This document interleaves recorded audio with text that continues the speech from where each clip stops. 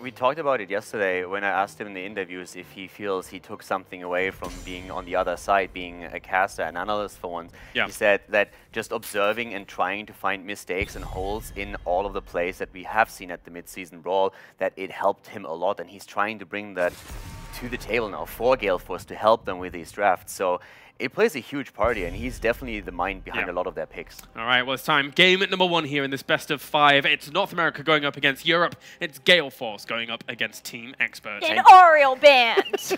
Yes. He got so mad yesterday how Oriole and Lunara just destroyed one NA team after another. So for you, that's probably like the highlight of the day so far. Yeah, right? I can walk home happy now. Drops the mic, just go back. You guys got boys, this, right? I'm done. Bye, Gilly.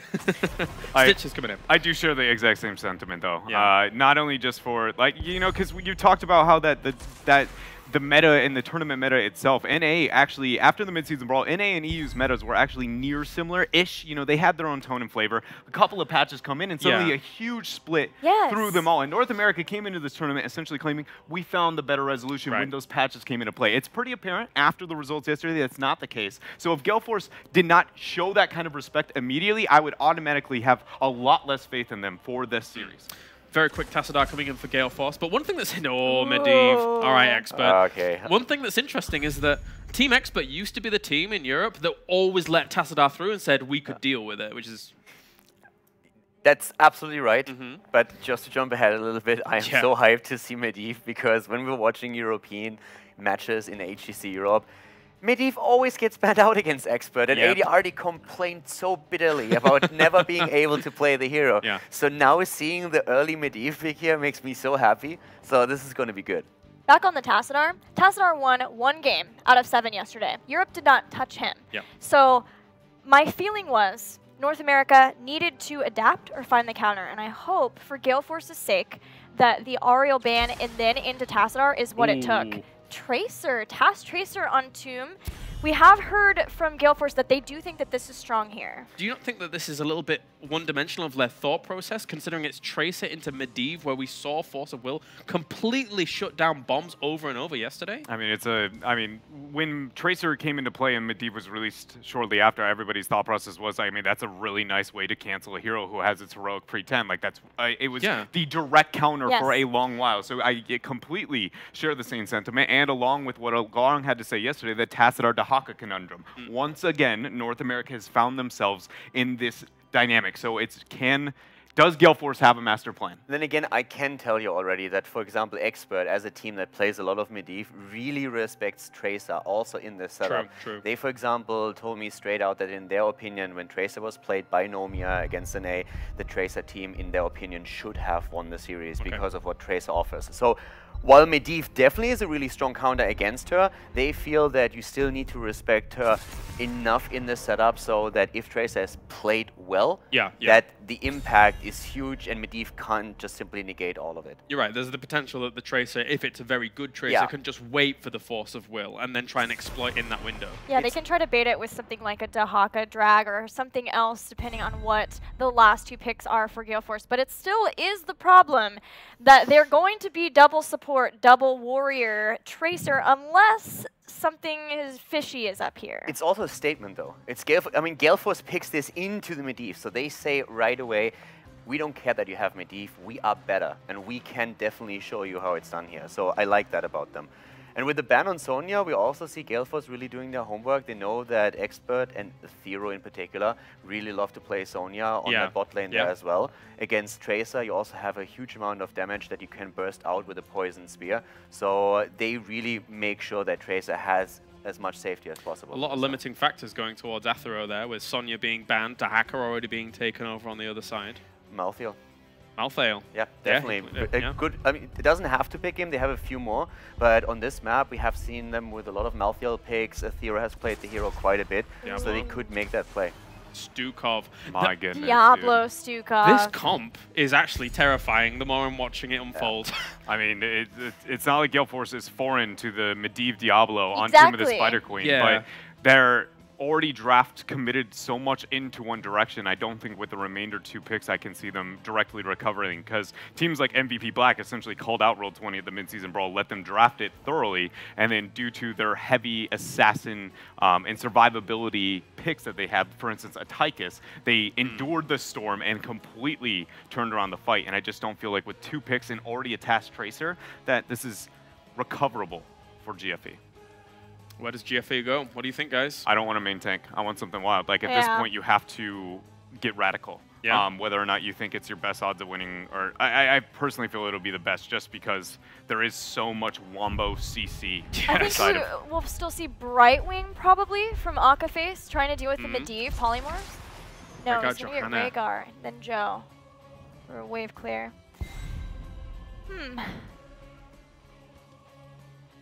This is looking problematic, guys. It is. Yeah, I would definitely agree. The setup for Expert is absolutely fantastic that they have already.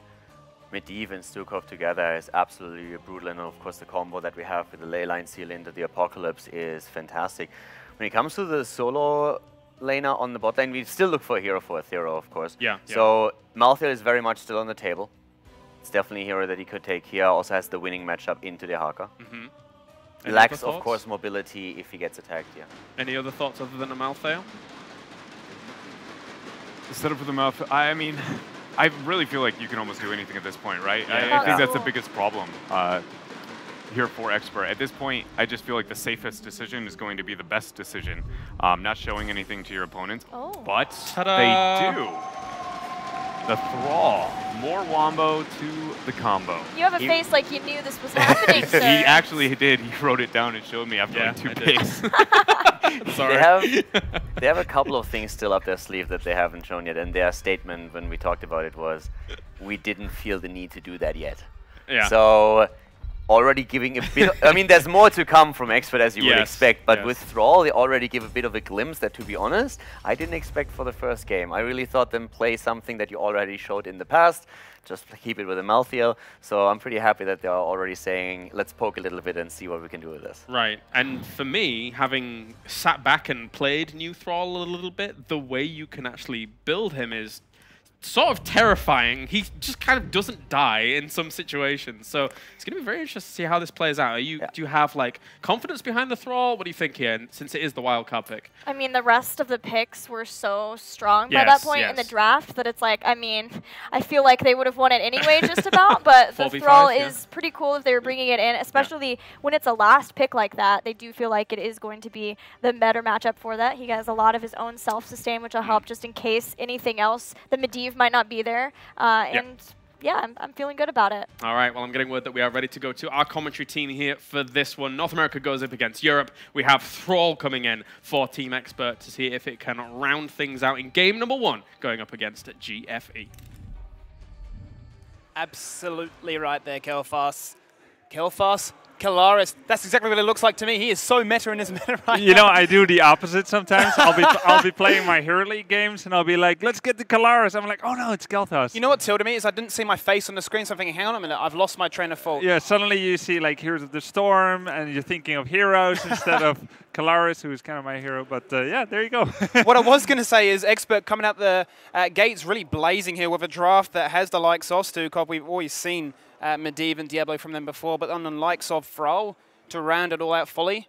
Crazy. Cool, isn't it? A kind of pocket pick there. Presumably Ethereal Angel going to be on that Thrall. A newly reworked Thrall, now with more build diversity than we saw from him prior to his rework a month or 2 ago. Right. And so we don't really know what direction he's going to be going with that yet, but there is a lot of options. You can play more of a poke-heavy style, more of a in-your-face, and it'll be very nice to see what's coming out here. What I'm curious to see is what ultimate choice primarily. Sundering was usually the go-to with the burst potential, with what they have already with the Apox setup. That will spring to mind for me, but let's jump into this one. It is EU versus NA, with Expert on the left in the blue. Kirsten playing at Stukov, Nick on Greymane, Bad Benny on Diablo, ADRD on Medivh, and wow, if they're on Thrall. And here on the right side in the red, K1 Pro on Tastadar, we've got Fan on Tracer, King Caffeine on Johanna, we've got Akaface on Rhaegar, and Mike Udall on the Haka. It's Gale Force eSports. Much the same as what we saw yesterday when Nomia took on Team Freedom on the exact same battleground with very similar drafts, looking to see how Fan plays this one, and to some lesser degree, I suppose, Michael Udall, how he decides to try and deny the Medivh Force of Will. And, you know, Gale Force eSports is starting there with the drag tongue on Diablo, but the Force of Will keep Bad Bunny in good shape. Doesn't have his full set of souls yet. Diablo missing much of his survivability as he would come around level 7 or 8 or so. When he gets those souls, gives him bonus health pool and regeneration. But, you know, Gale Force eSports, their drafting strategy is clear. They left 0 nuance for the final 2 picks. None of the key plays will be coming out of Rhaegar or Johanna. And it's going to be all about that Tassadar Tracer that Gale Force just wanted to lock in double fast. So the burden here is entirely on Fan. Tassadar, he just put shields on Fan over and over, and Fan will be the man to watch here for Gale Force. Yeah, so much on Fan's shoulders here to try and accelerate this game, almost carry this game single-handedly. But if we flip it on the end of Expert and see what they have, I mean, they have a lot of tools at their disposal. The potential for the big wombo combo come level 10. You got the Diablo APOC to follow up the Leyline Seal. The Lurking Arm on top of all things considered. That is a lot of potential, a lot of CC, and that could make for some very flashy events now, Grubby. Johanna's positioning will be important to disrupt some of that wombo combo potential. Curson in particular will be interruptible by Johanna if she uses a clever Iron Skin combination with Condemn. So Johanna may have to go pretty deep to disrupt that. But yeah, Leyline Seal into Apocalypse, into a Lurking Arm is pretty darn painful, and Team Expert is going to try and leverage that combo. And at the beginning of this, Skimmy, you asked Thrall, Earthquake or Sundering. Both are very good heroics here on Thrall. Generally, Sundering, of course, will be used to punish squishies, to stun them, kind of try to one-shot them together with the burst build, whereas Earthquake is great against heroes that are very movement speed reliant. Tracer, Johanna, not that much. They can ignore it kind of with Blinks and with Iron Skin, so I do expect we'll be seeing some Sundering for that one-shot. The Sundering has that impact. It looks flashy and it does work, but Expert, they are slowing it. Sustain amongst all lanes. Stukov, arguably a better version of Malfurion. You've got the Lightning build coming out from Thrall here. Should be able to really hold his own in that lane against Dahaka. Yeah, Echo of the Elements gives him 2 charges of Chain Lightning. Then we get the Mana Tide totem. So just think about that. Mana Tide gives him extra mana. Chain Lightning is cheaper with that level 1 quest. Mana Tide gives you cooldown reduction every time you proc your Frostwall of Resilience. Double Chain Lightning does the most amount of Frostwall of Resilience stack. So Thrall is going to have amazing cooldown reduction. He's gonna have a lot of spells, and it kind of makes me think we're going into Ancestral Wrath at level 7. His version of Blood for Blood is a 15% lifesteal of the opponent's max health. So when you cast that on a warrior, Thrall gets that lifesteal, and to him that's worth even more than on a warrior. So it helps Thrall to stay alive and to burst down warriors, or basically anyone, depending on who he casts it on. It's like an early giant killer, but on steroids, which can just give you so much impact. But one thing I'm really liking about Gale Force so far, what we saw Nomia really struggle in the early game was they didn't get the hand and they couldn't actually accelerate their potential, but they're looking for the first blood. They are looking to try and take out Fan, but the denial is there, the portal to get them out of harm's way.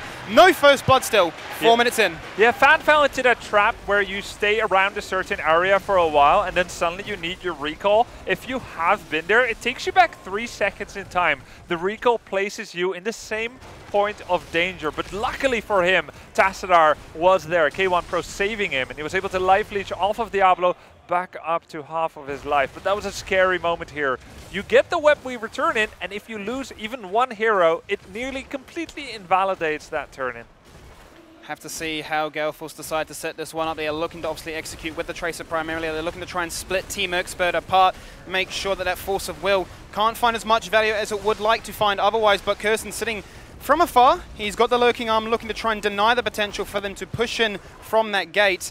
And these Web Weavers, although they've given a slight XP lead, not as much as we've come to grow used to. Yeah, I mean, normally you'd like to get 6 towers, maybe a little bit of fort damage here or there, and if we just kind of look at what's happened, top towers have been taken out, mid towers, bottom towers, and almost a sprinkling of damage, not quite on the fort, so not a bad result by any means. But because Gale Force didn't get any takedowns, it will remain at just about that. But the cool thing is when you take those towers down, every time you push a minion wave, it will start depleting fort HP rather than just clashing against the gate. So wave pressure can become significant, and that's the point of the game here for Gale Force eSports. Double warrior, double support, very good at wave clear. Look at that Johanna build. A complete first time ever at pro play. Yeah. Righteous Smash at level 1.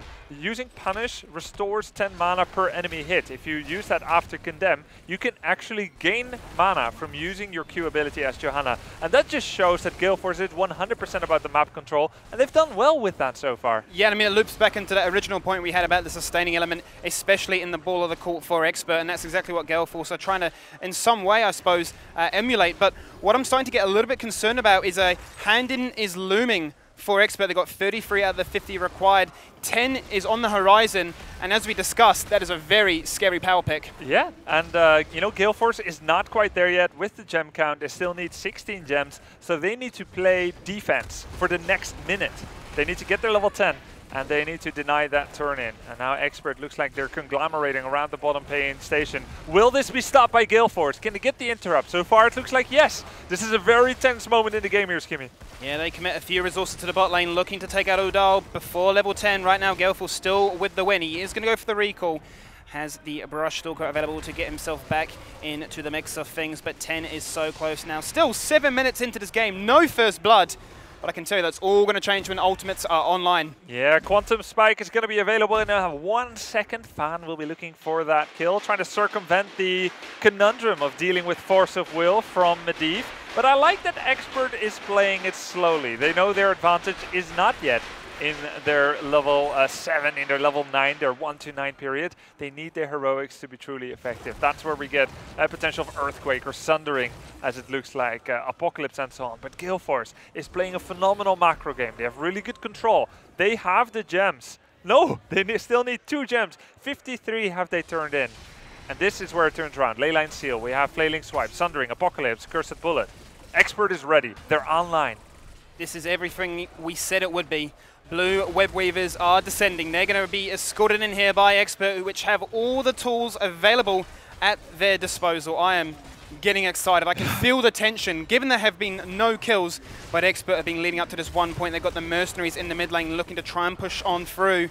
They are hungry for blood. Yeah, and I have no idea what to expect from this series. Expert relatively untested at LAN as the unit that they are right now. Gale Force eSports, they are the furthest so far in the tournament as the North American team. And here is a big move. On the Haka, the silence. They're looking for Michael Udal. They do have the weighted pustule available, and the biokill switch was decidedly not used. The essence, however, has been consumed as the adaptation comes out as well. Michael Udal burning a lot of resources in that top lane as the rotation now comes across from Gale Force, responding to this top lane push as Bad Benny jumps on in. Yeah, Bad Benny misses his stun against the wall. That's what he would have liked. Now his engage has been foiled. Quantum Spike misses as the portal cleverly allows Expert to disengage. A lot of move-ins, still trying to find their groove, both teams, and none of the attacks are successful yet in this 4 versus 4. Gale Force are going to struggle when it comes to siege defense. The amount of sustain we discussed from Expert is really starting to shine here. The healing pathogen bouncing around, doing all kinds of work right now. But as soon as Bad Benny's in trouble, he's got the support. ADRD's got the portal, and they're out of there. And Johanna was forced to clear mid. King Caffeine came to the middle. Maybe he has to help his team, want to do a bit of clear. Thrall had the solo push. Here comes the Leyline Seal. Apocalypse, follow up! This is the dirty combo. There goes the APOC looking for it, but they can't get the lurking arm for the follow. They can't find the kill. Still no first blood as we're about to reach the 10-minute mark. Fan has the shield available on him. But the climax is going to break away. Gale Force eSports already plays a lot better than they did yesterday against Nomia. Although they won that game, I felt they looked weak in fights. Today, they are so much stronger against Expert. They are holding their own, controlling the map, and finally getting those final 2 gems turn in. And now it's time for Gale Force eSports to get that turn in. But the question is, how well can they use it, Skimmy? 100%. I mean, we saw what they did with the very first set of Web Weavers, and they didn't find much of an advantage. Whether that be macro. And the level, they don't have their level 13 talent yet. Yeah, they are down, and this is really going to hurt them right now because they're going to be playing it patiently, looking for that advantage, and well, that advantage is never going to come around because they're looking for Fan, and there goes First Blood onto Tracer. They played it so patiently. 10 minutes comes around, and the kill's there. Perfect lurking arm there by Curson, knowing the direction in which Tracer will want to be escaping after the stun hits. She cannot use her blink, and now the move on Akaphase. Rhaegar will be foiled for now, and he gets away. He does get away indeed. Essence once again consumed on Dahaka, and you're going to sense a little bit of indecisiveness, but a bit of passive-aggressive, where this does look attractive, but then, no, we're controlled, we're calm, we're collected. Let's decide if this really is the option, and in that case, it wasn't. Yeah, they try to get Rhaegar, they will not get the complete follow-up yet, and anytime you have Web Weavers pushing against you, you have about 3 to 5 seconds to make a kill. If it doesn't work, run. And Expert shows a good discipline here. They go back to the wave clear, they save every fort, and the forts are left at 80, 50 and 40% HP respectively. Not the result you want from a 10-minute Web Weaver turn-in. They were looking for Curse, and there would have been an attractive pick, to say the least, to allow Gale Force to find some momentum back on their side. Suddenly now, a level down, and if we look at the gem count, Expert have been hoarding gems quite consistently. They need 55 for the next set. They currently have 102 in the bank. Yeah, they can have 2 consecutive turn-ins if they play their cards right, or their gems right, as I should say. Meantime, ADRD on Medivh, scouting out every movement here from Gale Force. Vision control, very important this game. K1 Pro has his Oracle, and so they see where everyone is. Udal gets away once again. He's been playing a solid brand of the Haka, very safe. Ethereal Angel paying 31 gems, and he gets it. Nice zoning lurking arm. Absolutely, the Curse Bullet was used, but it is on such a short cooldown, up in 15 seconds once again. The banner is down, the Web Weavers are out, and still, Team Expert with the 1-level lead leading into this. Quantum Spike has yet to connect for Tracer on a target that does not get protected by Force of Will. Bad Bunny with the move in. Of course, he's just stacking his level 13 quest. He has 2 charges now. It's not a failed engage. He just wanted to get that stun. Every time he completes that stun against the wall, he gets another 2% max health damage on the target. He's at 2 out of 5. And once he gets that, he can do a 15% damage chunk against someone. There's the third one. Damage chunk it is that they come across. Iron Skin is going to be used, giving him a little bit of breathing room as Akaphase stabilizes. But Team Expert right now, it seems to be, they are the ones playing proactive, they are the ones with the strategy, and they are playing their style of game. Yeah, and the levels of disengage that Expert has here are pretty impressive. We've got Flailing Swipe, Leyline Seal, Apocalypse, Sundering, Portal, Force of Will. It's going to be hard to find a hole in the armor here of Team Expert by Gale Force eSports, but it looks like this might be the kind of game where they could do it. They've been playing safe, they've been playing patiently, Leyline misses. The sidestep is there, the Brush Stalker is trying to be used, but it can't come across. Adaptation is there looking for it, but the turnaround with the APOC is going to be huge, but is it not? Nothing is hit, nothing is connected. The Sundering does come across as well. ADRD goes and down. Medivh does go down, the Flating Swipe is there as it looks to be Expert fully retreating out of this. Such a nice move by Gale Force eSports. They used it. Dahako nearly goes down to make the turnaround. They pressure Medivh. They want more. Gale Force eSports. So calm, so collected, but suddenly explosive. They get 2 kills, they get a triple kill, and they are going for the boss now.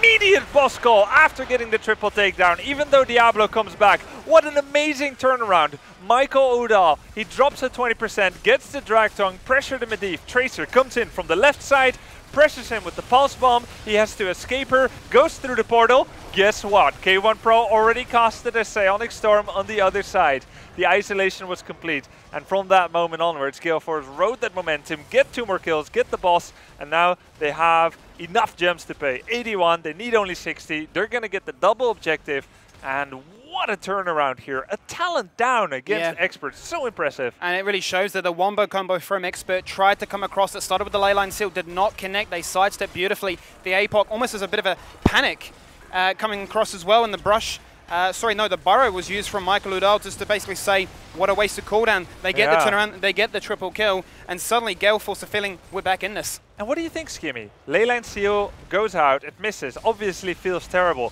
What do you think? They still go in? Is that good? Or do you just say, ah, shucks, that's a very important one, immediate disengage with Portal? It was possible, but you can understand the emotion there, right? We used a big cooldown heroic. It missed, but now we got to make something work. But I wonder if it was the right play. Maybe initial jitters at the start. They want to try and find some value, extract it at any means possible. The crowd is getting amped up. I myself am as well. The game still 4 kills between them. You'd think far more would happen, but on a macro level specifically. Gale Force eSports now with the talent lead. They haven't felt this since level 10. They are also leveling all the forts. They still have Web Weaver 50% here in the middle, and they're buying time for the bottom Web Weaver, which is also still very healthy, 60% health, rotating down there, getting the double towers. Yeah, as the transition comes across, still a Pharaoh locked up in the top lane. If Gale Force clock onto this, they could force the fight. A 5v4 at that, the Force will comes across. It is not going to isolate any target. The call is made, and Gale Force are out of there. Every single heroic is available. Every quest, almost every quest is complete. Stukov still needs his vigorous re-uptake. He's at 38 out of 50. That will give him 40% bonus healing on the bio kill switch, whereas the devastating charge for Diablo is at 4 out of 5 stacks. And he has domination at 16. That means he can do a bam, bam, bam into the wall, flip him, do it again, and that's pretty much the squishy down to nothing. If you can get that in one of those corridors. It almost sounds a little bit like pro wrestling. It is, you jump in, you flip stuff, you make the flashy plays. He's got the body for it, Diablo. He's got the aura. You get called up for the next contract and you sign the paper, but looking at the level 16 on ADRD, he has reabsorption, going to do so much work specifically against that quantum spike. Exactly. I mean, this is so good against telegraphed delayed spells, like against mages and against pulse bomb. And he is going to be using that. ADRD, one of the best Medivhs, completed his arcane mastery, the Master's Touch, without any problems at all. None of those funny moments. Oh my god, the quest got reset. This is ADRD. He played it safely, measuredly, and he's got what he wants. He now has a 1-second cooldown on that arcane charge. Dance comes around once again as they are looking to try and find the option. Bad Benny across the wall saying hello. And that's all it is. He gets the Shadow Charge cooldown. Or apologies, the Shadow Charge quest completion. 15% max health now, plus the base damage, ×2 if he can get landed. Diablo now is an absolute powerhouse. The race to level 20 is on. Anything but a sedate game. Takedowns wise, sure, but the amount of attempts that have been blocked by either team's defensive capabilities is definitely there, is high in number. 3 keeps versus 3. The tension is mounting. Everything could come down to the next team fight here. This feels a little bit like a Braxis holdout game where they are just playing on the sustain element. You see the healing ward from Arcaface coming across, looking to top up every single member on that roster. And right now, Gale Force don't actually have enough gems. Even if they wanted to do a turn-in, they can't. And Team Expert know this, and they are the ones looking to press that advantage. And that means that Team Expert can force an engagement here in this tight little pay station corridor. That's what they want. They're trying to use the Diablo angling with the portals, like we have seen before when Roll20 destroyed MVP Black at Mid-Season Brawl with this composition, Diablo Medivh, and they keep trying to find that angle. And the more times Gale Force eSports has to interrupt the pay here, and they are continuing to do so, the more opportunities that Expert gets. Once again, though, the turn-in has been cancelled. Les Shield comes across very early on into this one, maybe a panic at that, but Michael Udall's saying hello, he's popped up, he's looking for the drag target, but there is no follow-up, and there comes the Leyline Seal, only going to hit one. The APOC is ready to lurking arm too, but he denies it completely. He goes for the burrow, and he gets it at harm's way. The lurking arm is done, and the flailing swipe comes across as the portal is there. They get out, and they are not looking to stay around. Michael Uda with the easy outplays there, using his low HP Dahaka as a bait. One-man Leyline Seal, and he dodges entirely. That's really where a lurking arm would have had to be paired with the Apocalypse. But be that as it may, there was 2 extremely high cooldown heroics in Leyline Seal, Sundering actually, and Apocalypse, all used on a single Dahaka. And Gale Force got a lot of value out of that. They're now at level 20 versus 19.9, and they're looking to do some more damage here. The smallest window of execution potentially for Gale Force eSports here as they try and try again, but they cannot seem to find it. Members low across the board in terms of health and mana.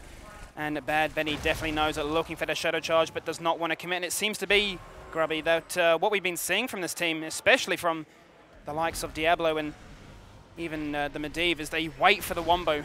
They want to play off that Wombo. If they don't get it, they don't seem to win. Yeah, and that's kind of a problem for them. They have these long apart, far and away power spikes, these moments where they need to fight. And for Gale Force eSports, it's the exact opposite. Sure, the heroics matters as well. The adaptation for the Haka, I think, has been key in many of these engagements, but they can fight all the time the Tracer task.